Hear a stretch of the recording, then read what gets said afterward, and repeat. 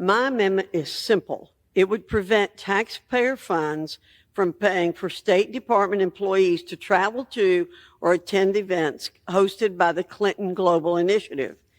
The rationale is quite simple. The Clinton Global Initiative has engaged in blatant corruption and influence peddling that would make even Hunter Biden blush.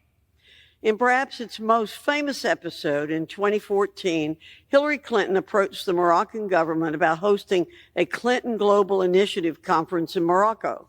The Moroccans fronted the money for the event by funneling it through a state-owned enterprise that was extracting and exploiting phosphates from a non-self-governing territory, Western Sahara.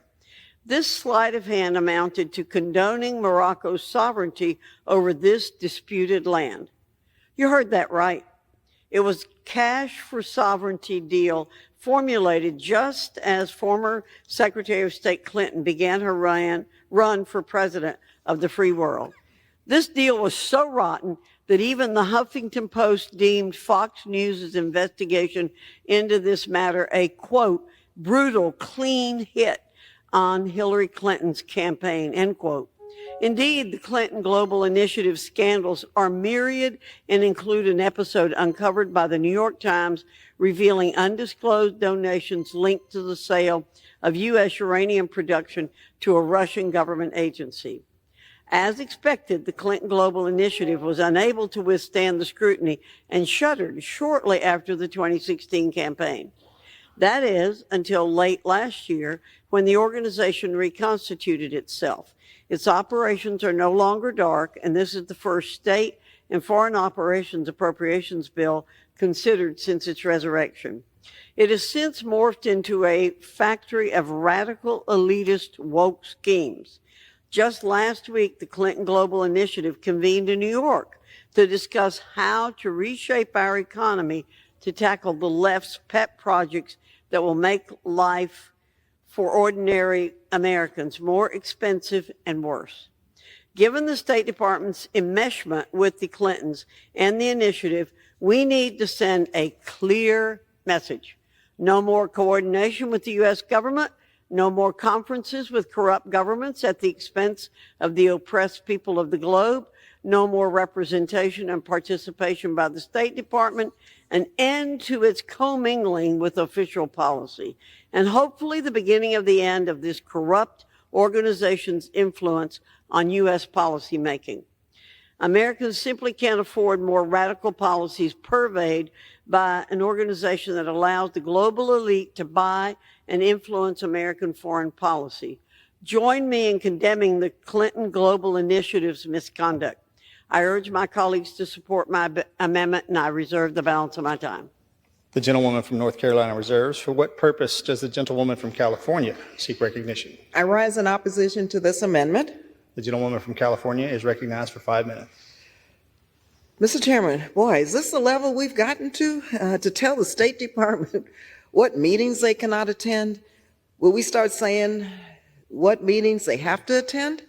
The Clinton Global Initiative is a platform for government, philanthropy, business, media, and academia to discuss identified problems and to brainstorm solutions. We should be encouraging such collaboration. The problems facing the world are daunting, and solutions will not come from one place. Let's take good ideas from wherever we can and not micromanage who goes to what meetings. I urge my colleagues to oppose this amendment, and I reserve the balance of my time. The gentlewoman from California reserves. The gentlewoman from North Carolina is recognized. Thank you, Mr. Chairman. I see that my colleague has not refuted any of the things that I've said about the Clinton Global Initiative.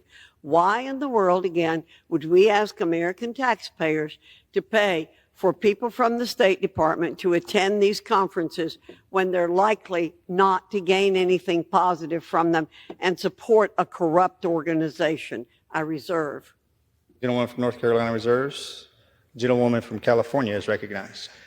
Yes, Mr. Chairman, I understand what this amendment does, and I don't accept the fact that it's a corrupt organization, and I do know the importance of these meetings and conferences in terms of us coming together for solutions to lead us to global peace and security.